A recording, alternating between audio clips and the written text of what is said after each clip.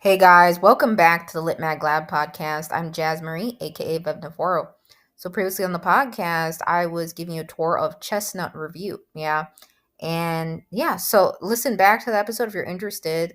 They also have a press, right? So they're not just a literary arts magazine, printed online, but they also have a press. They do again intake international submissions, which is really cool. And yeah, so I just took the time to go over their guidelines, their website, the different sections, and their editorial feedback, etc. Today is going to be another spotlight episode. We are going to be taking a look at Foglifter. Now, Foglifter is not only a journal but also a press as well, right? So yeah, just keep that in mind. And yeah, let's get started here. As you can see here, if you're watching the video out on YouTube, Spotify, or elsewhere, right? Their website I think got updated fairly recently. A couple of places, quite a lot actually, had their website revamped, so it looks really awesome, by the way, I must say. And yeah, so I think this is a Squarespace site. I think on that past podcast episode, the Chestnut Review one, right, I think they were WordPress based built site, on the back end. Could be wrong, but I think, yeah, Foglifter has a Squarespace back end. And so I'm on the About Us section now, and we'll scroll down. Very cool photography here, of San Francisco. And yeah, so I'm going to read the About right off of their website. I think it's equivalent to what's on Chill Subs, which we'll head over in a bit here. So Foglifter is created by and for LGBTQ plus writers and readers, continues the San Francisco Bay Area's tradition of groundbreaking queer and trans writing, often publishing those who are multi-marginalized, BIPOC, youth, elders, and people with disabilities. Their biannual journal features the widest range of forms with an emphasis on transgressive, risky, challenging subject matter, innovative formal choices, and work that pushes the boundaries of what writing can do. By putting extraordinary queer and trans writers into conversation, they uplift a growing community of LGBTQ plus readers and writers and carve out space in the larger literary community for voices that have been historically silenced. What they do, right, quoting this all off their About Us section again, they currently publish a biannual literary journal, chapbooks by dynamic emerging writers, and anthologies through partnerships with Bay Area QT BIPOC literary organizations like Still Here San Francisco and Queer Ancestors Project. They host free, accessible release parties for each journal issue at Strut, a community center in the Castro district of San Francisco, as well as other free readings around the Bay and beyond. In addition to events, they co produce with other community organizations. They actively promote authors by nominating their work for yearly Best of Anthologies, as well as providing opportunities for readings, interviews, and collaborative community discussions. The success of queer and trans writers is the driving force behind everything they do. So that's the About section. Again, really cool photography. I like the new website they have here. The main page of their website is this too, and they again highlight, right, that it's a biannual literary journal and press. Again, created by and for LGBTQ plus writers and readers. So again, always be mindful of the eligibility requirements. Some places, what they do to verify you meet eligibility requirements, they may have you screenshot a form or something, or a checkbox, a confirmation agreement, or something like that to verify you did read their instructions carefully in terms of eligibility requirements. Every place is a little bit different, but yeah. So they have recent news and events on their homepage here. They also show some issues, the latest issue, right, that's available for ordering.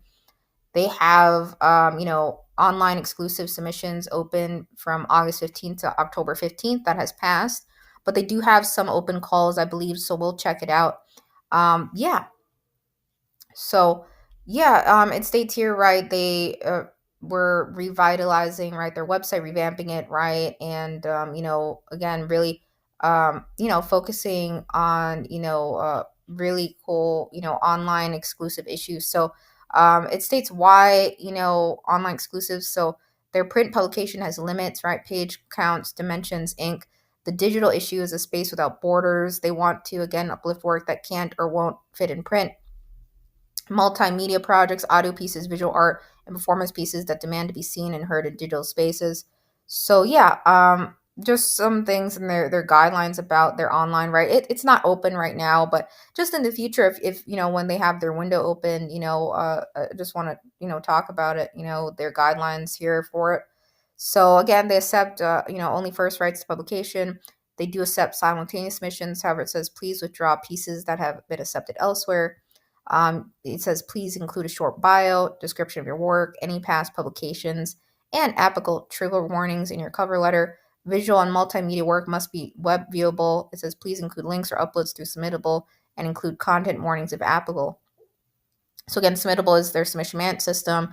Again, I always say this on every episode because just sharing, but we left Submittable for Subfolio, so check it out. I have episodes again on the different submission management systems, just sharing my thoughts. Quite a lot of the submission management systems have their own YouTube channel or videos or knowledge based articles on their sites. So totally check that out sometime. Subfolio, but yeah. Genre specific guidelines. So for this online exclusive, it says you can submit up to 5 pieces for video and audio submissions. It says limit it to 5 minutes. They accept art created via all mediums except AI. No AI art submissions. This includes but is not limited to photography, painting, digital ink, pencil, collage, etc. And then they have acceptable file types, and all applicable artworks submitted will be considered for cover art too for the online exclusive issue. They love experimental work. It says feel free to submit hybrid forms that blend genres. And for grant purposes, they cannot consider submissions that do not include a completed demographic survey with their submissions. So yeah, I myself have done that demographic survey, that they have. And yeah, so some places have different things. You sign an agreement or a checkbox. You just screenshot that you have, completed, a survey, right? Yeah, so every place is a little bit different in terms of that. Some places do have that a requirement there, and some places don't. Obviously, most poets and writers are honest, but I think it helps to have that agreement or confirmation additionally, right? Totally. So they have a start a riot here. I think that's a call of some kind. I haven't been on their site in a bit here. Earlier in the year I was, but yeah, it looks like it's been revamped. And yeah, so it says in response to rapid gentrification and displacement of QT, BIPOC plus literary artists in the San Francisco Bay Area, and in celebration of these communities' revolutionary history, Foglifter Press and Still Here San Francisco have joined forces to create a poetry chapbook prize for local emerging queer and trans Black writers, Indigenous writers, and writers of color. Each year, one chapbook author is awarded publication, a $3,000 prize, and $1,000 to support their book tour and promotion. So they list the judges here, right? Again, eligibility, right? Submitter must be a QT BIPOC plus literary artist and current resident of the larger San Francisco Bay Area for this, right? For the Start a Riot chapbook call. So yeah, current resident of the larger San Francisco Bay Area. It has the areas there, right? That are acceptable, and does not have a previous full length poetry book publication. Manuscript details, so poetry, right, literary, anything that falls under the verse genre, prose, poetry, hybrid, etc. They want all your wild experimental. 25 pages max, 15 pages minimum. It says remove all identifying information, including acknowledgments. There should be one title page with the name of the chapbook only. Microsoft Word doc preferred. A PDF is also accepted. And yeah, so yeah, this submission window is currently open, by the way, September 1st to December 1st, 2025. The results are announced in January 2026, and then the chapbook release is slated for June Pride Month 2026 of next year. So that's awesome, yeah. Again, yeah, some places have different calls, or they partner with different organizations to do that. I think that's awesome that they're doing this. And yeah, so to submit to Foglifter though in general for their general calls, excluding that chapbook Start a Riot one, they do have right their general calls for poetry. And yeah, so if we go, I covered their about page. I don't think I missed anything here, but they do have their Foglifter staff beneath that about section. I think the masthead on Chill Subs isn't updated quite yet. It could be wrong. I think I looked at it, but yeah. So they have co-editor in chiefs. So just keep that in mind. Sometimes there are, two EICs, or sometimes rotated staff, that help, when someone's unavailable or things like that, or helps juggle the tasks, or split it across the team. Yeah, so sometimes there's more than one editorial assistant too, more than one editor in chief. They're co-editors, EICs, right? And yeah, they have production assistants, it looks like, poetry editors, web coordinators. So they have a very cool staff, again. And yeah, so yeah, so we go to the submit page here, and eventually we'll head over to the chill sub stats page too. So again, journal submissions, which are open to everyone, right? It doesn't matter if you're, not from San Francisco area or not, for general submissions. Open March 1st to May 1st and September 1st to November 1st. So poetry submissions, you can see here, they do a good job of saying they reached their cap. Those are closed now. But yeah, let's click on it. Let's just see. So yeah, Foglifter is again, it just reminds everyone, a biannual compendium of the most dynamic, urgent, queer, and trans writing today. And it's a space where LGBTQ plus writers celebrate, mourn, rage, and embrace. So, they have reminders here, and yeah, they have, I think, even a writers in need fund to support sliding scale payments for their contributors, and yeah, and things like that. So they have their general submission guidelines here, right, for poetry. So it says, right, include a 50-word or less bio with pronouns after your name in your cover letter. If accepted, of course, they'll request an author photo. They accept the following unpublished, unsolicited submissions: 3 to 5 poems, 1 poem per page, a maximum of 5 pages, up to 7,500 words of fiction or nonfiction, up to 3 flash fiction pieces, up to 20 pages of cross-genre work, text, image, hybrids, or drama. All submissions, again, must be a doc or Word document file. They have a titling convention. So yeah, think about this. When you're starting your Lit journal, some places they require a file name convention, first and last, and then Foglifter. Whereas some places are like, don't put in your file name any identifying information for a call. So every call is a little bit different. You want to read very carefully the instructions, right?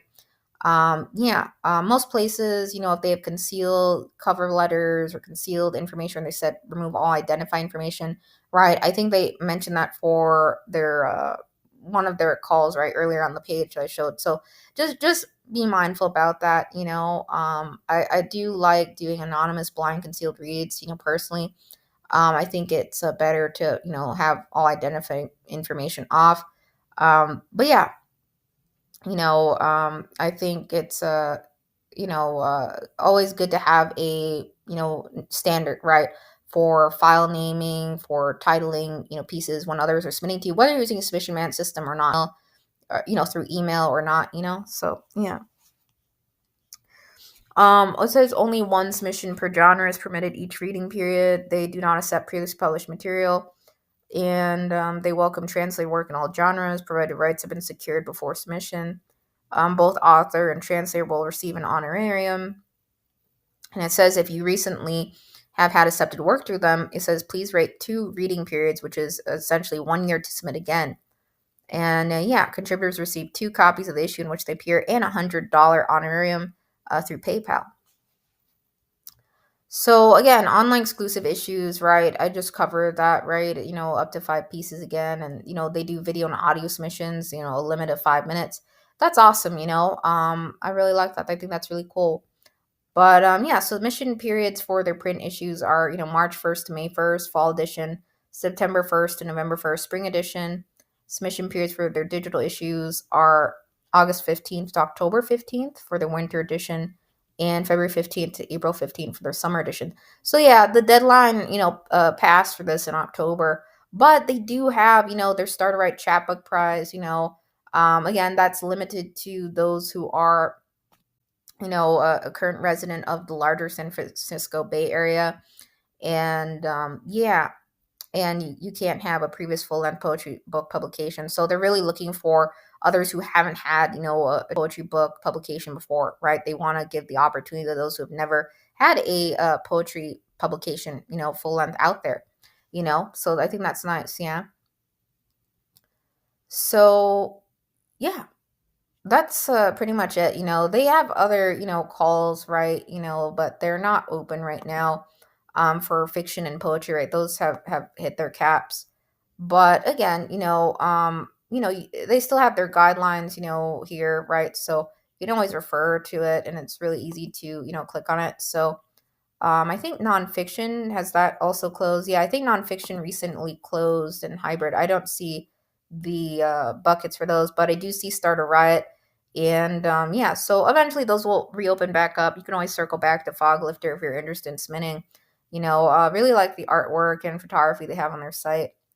So yeah, they have an email newsletter sign up section here, and again, navigation can also be found on the bottom when you go to the site, right? So that's nice. It's not just at the top. And I think they have a contributor section. Let's see what that is. I think that's new. I haven't seen that before, or maybe I just never noticed it. So maybe the background or the art changed. But yeah, that's cool. Yeah, so they have contributors for each issue. You can see here, right? So we can click on one of these to see what it looks like. So they have the contributors and their names there, right? And yeah, so that's nice, right? That it can be found that way, all the contributors in each issue. And yeah, I don't think these are linked out to anything, but yeah, they have a link to shop though, so if you want to pick up the issues, right? And again, very cool. I think that's Medusa, right? So that's cool. Between Earth and Ether. So yeah, that's cool artwork in the background there. So yeah, they have a donate to Foglifter here. I think that takes you out to PayPal, right? And you can see they have a Foglifter journal subscription. It looks like $30 it starts with, and then auto renew subscription, US only $25. So they have all their issues here, right? It looks like 10.2 is the latest.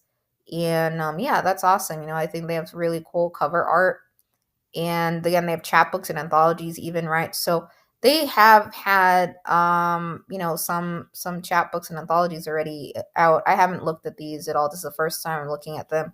So let's just click on The Sand-Bodied Florida Boy by Grace and Thompson. Just curious what the layout is. So yeah, they have what we've seen on other podcasts, right? They have the description. It's $12, right, for print. You can order it, right? And they have the author bio, the where to find them on social media. And yeah, so that's cool, right? And I think you can see here, I think they do have, it looks like barcodes right on the back of these ISBNs, right? And the anthologies. So yeah, again, same thing with Chestnut Review we saw in the past podcast episode. I think it's really cool to do, chapbooks and anthologies, and sometimes, I'm not sure when Foglifter started doing chapbooks and the anthologies, but you can always, start off an online lit mag and journal, and branch out into print, gradually. It's not like you have to do it right off the bat, but I think, there are totally some ways you could still do digital issues too, but I think a lot of writers, authors, artists, right, like having print physical copies of issues and things, again, as always mentioned. Always a good idea to offer things in multiple formats so that can be ordered. Let's take a look at one of these here. So yeah, you can see it says sold out, right? So yeah. And then they have some notes on production, any production issues and things like that. Yeah, really cool cover art. Oh yeah, so they do have a download PDF option here for these, so that's cool. I think that's nice. So it is available. You can get these as PDFs. It looks like as well. Not just they have like ebook digital versions. So when print sold out, right? You can still pick up what the issue looks like. I think that's nice, right? So they do offer it in two different formats. Yeah, so online exclusive, let's take a look at that section, right? So they have interviews, and yeah, so that's cool. And I think these are on books. I could be wrong. So yeah, so they have interviews on, I think, with various authors. I haven't looked at these, but yeah, so that's cool. And yeah, I think that's awesome. Yeah, so I think these are interviews regarding books and releases and things like that. They have reviews, I think, even on various various publications too. So yeah, I think that's really awesome. So yeah. I'm just taking a look at these, so yeah, these reviews are cool. So yeah, you can see they feature reviews of other publications from, you know, books or, work from other presses. I think this one's from Split Lip Press, right? Phantom Advances, or Review of Phantom Advances. So yeah, the Lit Mag and Journal Press Serendipity, yeah, we're hoping to do like book reviews one day, maybe a while. I think I'm probably going to do one more revision of our site, though, if possible.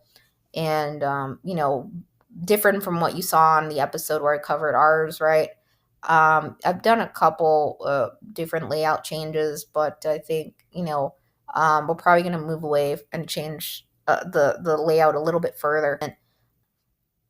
So they have an art gallery here. That's awesome. I haven't seen this before. So yeah, I think it's going to be. It looks like a place for their archived art.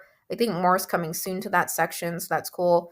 And yeah, it looks like they're adding some stuff coming soon, right? And this is new. I haven't seen this. So yeah, I think this ties back again to book reviews from other presses and other publishing houses, right? So that's nice. I think book reviews are really fun. And then right, they have reminders on calls for submissions, like a scrolling banner here. And yeah, so yeah, they have a banner here that shows, other events, calls for submissions, reviews, and yeah, that's really cool. So yeah, that's online exclusive. So I think that's pretty much it. I covered their shop, their submit page. They're using Submittable again. I won't drill in. Right, poetry's not open at the moment, but on Chill Subs, I typically cover Chill Subs first. We'll come back to their website in a bit here, but you can see on their Chill Subs overview page, they've been bookmarked 872 times. And yeah, others have voted. There's a couple votes here, three, right? A bold and weird, actually inclusive, a beautiful website, identity positive, and yeah, hidden gem, dream publication, community first. So really cool. I think that rating section that Chill Subs has developed really does help others. And yeah, their acceptance rate is 5.99% per Chill Subs tracker stats. That's not the editor reported acceptance rate, but it is pretty tight. It's tough to get into Foglifter. They do. It says here $50 per piece payment. There's no fee, no submission fee again. They do nominate for prizes. Response time is about 69 days. Most have reported, or 90 days. The editor reported they try to get back within 90 days. And yeah, so they have print issues again, right? And they have, you can get a print issue or a PDF download digital, right? And yeah, you may want to totally, check out some of the episodes on this podcast again where I covered, PDF, readers, where you can make it a flip book format or different libraries for that, or you could just offer straight up download. Again, a couple episodes back, just a reminder, I covered Brie. They have, a really cool marketplace for, digital, for publishers, right? Ebooks and distribution off to libraries and schools. So totally check that out. Yeah, so they've been around since 2016. So that's really cool, yeah. And yeah, we have awards won. So they've been in Pen America, it looks like. Industry rankings, Erica Krauss top 500, 261 out of 500, Brecht 1000 Pros, 286 out of 1000, Fishless 40 out of 1830, Brecht top 1000 Poetry 111 out of 1000, and the Clifford Garstang industry ranking list for poetry 39 out of 130. So yeah, if you're not familiar with industry rankings, look up the Fishless episode on this podcast. Just a reminder, I can't remember all of the episode numbers off the top of my head, but you should be able to do keyword searches, through the Lit Mag Lab, right? And yeah, so they appear in collections, right? LGBTQ plus Lit Mags, they're changing the game. 15 recently opened Lit Mags, fee-free plus pays writers. So just be mindful, right? They have different closing windows, but yeah, so some of the lists are eventually updated, right? Litmax have published 10 Robert J. Dow Award winners. I'm sorry if I mispronounced that last name, DAU. Yeah, 140 Litmax are vibing so hard that it'll make your teeth hurt. And yeah, so that's cool. I think that's pretty much it. Yeah. So again, just be mindful about eligibility requirements and things like that. Some calls are for those located sometimes in the area where the lit mag and journal may be based, and then some calls may be open to everyone. So just read very carefully, right? So I won't go through calls again, but you can see they have been maintaining chill subs and putting in calls on here, right? And I think that's awesome. They pay $50 per piece, and that's cool, right? They have guest poetry editors for issues too. And yeah. So, on past call, just an example, right? They've had some theme calls like body politics and things like that. Yeah. So most of their calls are closed right now. I think the starter ride actually is open. So that's why you always want to, take a look at, they're it's saying no open calls, but if you go on submittable, right, they have an open call, right? So just be mindful about that, right? Always check the website, the submission management page, for that. But yeah, that starter riot for the chapbook is really cool. And yeah, so I think that's pretty much it. We can look at stats. How many have track submission stats, in chill sub? So it looks like 291 as of November 2025. Again, that's not by all means everyone. I always say this it's not everyone who's ever submitted to Foglifter, just those who use the chill subs tracker. I think it's helpful though. It gives us an idea of how many have had work accepted, how many have had declines, right? So rejected 204, accepted 13, pending 66, withdrawn 10. And sometimes others forget to update their trackers, but yeah. Anyways, I think it's helpful, this information totally, but the more that track and chill subs, right, the more accurate it can be. So yeah, they are listed on Duotrail, basically reiterates, their guidelines and, deadlines and things like that. So yeah, again, it takes some time to update some of these, calls. So just always verify what's open on the website and things like that. Typically though, chill subs and Duotrail, they're still really great places to read, typical guidelines and things like that, for most annual calls and things like that contests, the guidelines don't really change, for places that have been around for quite some time. I think if a place is just starting out or growing, right, or undergoing a change in staff or an EIC, or different persons overseeing it, things could change there, maybe in the structure of the publication. So you just want to stick to what's on the website, what's in their submission management system, the guidelines, instructions there, right? And always, it helps to double check things, if you discover the call and chill subs or duotrope or discover opportunities page, right? And yeah. But yes, I have been updating the descriptions of a couple episodes in the past. So I've added a couple more places where you can find more calls and things like that. I've also made a list of some primary places on how to find calls out on the LitMag Lab Substack. You can find that under submitter tips and tools. So yeah, I think also those are places listed there, not just for submitters, but if you're an editor, EIC, right? There are some places where you can totally post calls that are open, advertise that calls are open, right?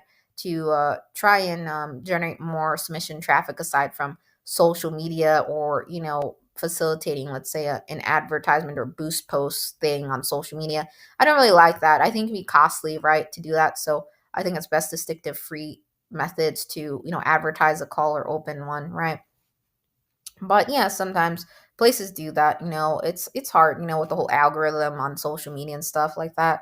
But we do what we can. Yeah. Anyways, so I think they have a voluntary, fees for tip jar submissions and things like that. It mentions they have interview with the editors. I won't click into it, but obviously you can look more at that. And yeah. So yeah, that's really cool. Again, they've been bookmarked 872 times. So I think Foglifter is very cool, very unique publication. Yeah, I have tried submitting to them in the past a couple times. And yeah, sometimes you just gotta keep trying, guys. And yeah, I think I might do an episode. We'll see if I have time on sharing, some places I, had to try a couple times, myself, and landed in acceptance, or what my thought process was behind in creating some of the poems I've written, right, around some of, my experiences and, things like that. So, anyways, yeah, so that's Foglifter. One last thing, I want to show you guys. So I don't know if you noticed this on the left hand side, they have this accessibility widget. Now you may recall from the Poetry Online episode, right? I was showing you they have an accessibility widget as well. I think that one, I don't remember the episode off the top of my head, but you can do a search for it, Poetry Online, poetry.onl. I think they were using a user way accessibility widget, but I also think showed you there's like some free widgets out there too, Sienna, some other ones. There's several accessibility widgets in existence. So yeah, I think this really helps though. There's screen reader adjustment, keyboard navigation, mouse grid, voice commands, text reader, smart navigation, monochrome, dark high contrast, bright high contrast, low saturation, high saturation contrast mode. So yeah, if we click on that, you know, you can, change things like that, right? Low saturation, dark contrast, right? You can see, right? I personally do like, dark contrast more so. I'm someone who does that, quite a bit. So I think that's a nice, these widgets can be helpful, right? These accessibility widgets. They're using, I think, Equal Web for this. So I think I could be wrong, but there's a monthly fee for some widgets, accessibility ones out there. I think Equal Web is less expensive than Userway, which I showed you in Poetry Online. I could be wrong. But yeah, you of course could look into the pricing plans of some of these. And yeah, should you have an accessibility widget? Yeah, I mean, it doesn't hurt to have one. I mean, I think absolutely, I'm someone who's geared towards reading things more so in dark mode nowadays. Just, some things I think are easier on the eyes and, difficulty, reading, I think, like my folks, for instance, they're always like, increasing the screen size of text and stuff like that. Obviously, there are built-in browser tools and stuff like that, right? And things like that. It doesn't matter what age you are. I think we all have preferences in terms of, reading, and sometimes we like to, have things, but different, in terms of text and, saturation and all of that, our screen brightness, all of that. We all have different preferences and stuff, right? Even with the gadgets we use. So I think these widgets are really beneficial. However, I think it's important to recognize that, in terms of accessibility auditing, right? I think there are things you can do on your site for that, where someone can assess, or various tools that analyze the accessibility of your website. And more so, I think, you want to make sure, if you don't have a widget or anything like that, right, you still want to make, whether you have one or not, right, you still want to make sure your site is very, easy to use, very, accessibility is still important, right, regardless if you have a widget or not. The font is easy to read, everything's easy to find, where to submit, where to find, FAQ, a contact section, maybe a search, right, of some kind. I think that helps, things like that. Yeah. Yeah, of course, right. There's built-in things in the browser. Others can increase font size and things like that. But I think accessibility widgets are nice. I've seen a couple sites, lit mag sites, journals, presses have them. There are free ones out there. There are some paid ones, right, that are fairly reasonable. Not too bad. There are some expensive ones out there. But yeah, so I've thought about, adding one, and we'll see. I'm thinking about doing one more renovation on the Lit Mag and Journal Press side I run, Dippity. So we'll see how things go, in upcoming months there. I'll let you guys know, how things go. But yeah, just wanted to point that out, that they do have a new accessibility widget, Equal Web. So yeah, I think that's nice, right? You can enlarge the cursor. There's a magnifier, right? Highlight elements, read focus, virtual keyboard, mute media. Yeah, readable font. So yeah, I won't, do this, but, obviously you could, look at it further, right? I think it really does help, yeah. Again, if poets and writers have disabilities as well, I think these accessibility widgets can be really beneficial as well. Even not, it can help others regardless, and yeah, I think they're beneficial. But again, you really want to make sure your site is very easy to navigate and accessible to if you're not going to have like a widget of any kind or things like that, right? So yeah, in terms of Foglifter's website, thus far, I think they're still adding things to it. There's coming soon, and but I really like the new layout they've created and the updates to their website. I think it's very cool. I typically make comments about site design and stuff like that. But yeah, I think when you have a bunch of publications, everything's easy to find on your site. But yeah, just a search I think is nice to have. If you're looking up, let's say, a specific writer, a specific review, a specific thing, of course you could search online or general search engine. But if you're on a website itself, I think it helps to have that. But yeah. So yeah, that's Foglifter, pretty shorter episode. Yeah. I didn't have as much time, but you can see they have a board of directors too. So yeah, if you scroll further down, you can see they have a board of directors, and then they list foundations, to check out. And yeah, so that's pretty much it. I think it's always beneficial to have totally a shop, and a place for others to donate, to be able to, get subscriptions from you. Every place has a little bit different, system for subscriptions and facilitating those. I don't have much experience. Again, I said it's a grayer for me in terms of print subscriptions, but I've shared a couple platforms, tools in terms of that on this podcast, how to do that you can look into, and even distribution services, right? So yeah, all in all, Foglifter has a really nice website design. It's very clean, and I think very organized, so I do really like it. Yeah, I think that's pretty much it. So yeah, totally. They're closed right now for most of their calls, but and I think their calls sometimes tend to close fairly quick if a place has a high volume right off the bat in their open window, right? Their caps reach. So just keep that in mind. It's always better to submit earlier than later, right? So yeah, it's nice that they have a window others can always look forward to, right?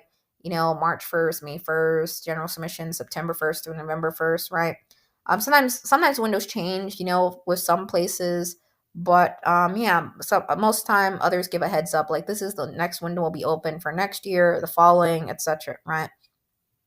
And I think the online exclusive is very cool. I like seeing different, visual art submissions, media, right, and things like that. So I think that's very nice. Work that doesn't fit necessarily in a print issue, right? That's also featured and highlighted, right? I think that's important to do. Yeah. So yeah, Starter Riot, their chapbook prize missions. That's very cool. I've seen a lot more, I would say, lit magazine journals this year, especially startup chapbooks, and series. I think that's awesome. So, I don't know when they started this. I don't know if it was last year or, when. But anyways, that's awesome. The chapbook prize they have.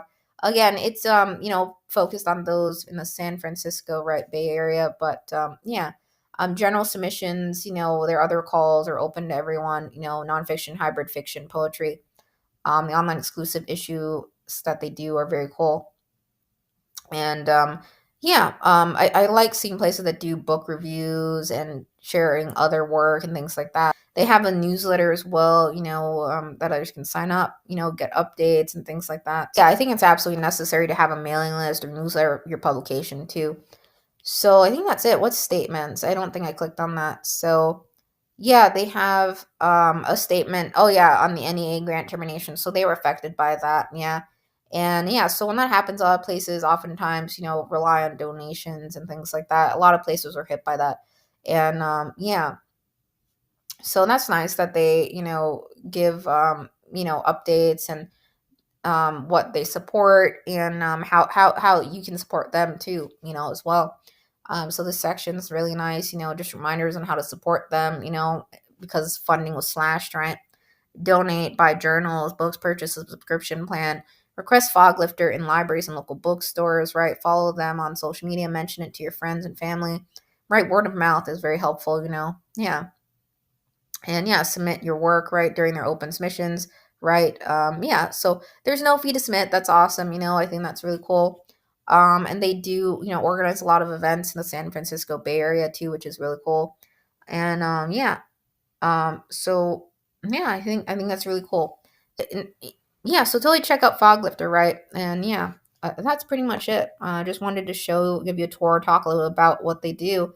And you have to be part of the LGBTQ plus community. What Foglifter does, they have you, again, just a reminder, complete like a quick survey, screenshot it, and basically attach that back to your submission, or what I call, and that's all. Some places they do other things, I think, but some places, just like Chestnut Review past episode, right? They had an 18 plus requirement, right? So different lit magazine journals have different eligibility requirements. You always want to be mindful about that. Some calls are, for international submissions or anyone, in the world. Some, have location requirements. So just read that very, very carefully when you're submitting to any call, right? So yeah, that's pretty much it. So I think Foglifter absolutely does a really awesome job. The cover art's very cool. Their website, revamp is very cool. I think they're adding more to it, it looks like, too, as well. So check it out, totally. Take care, guys. Yeah, see you in the next one.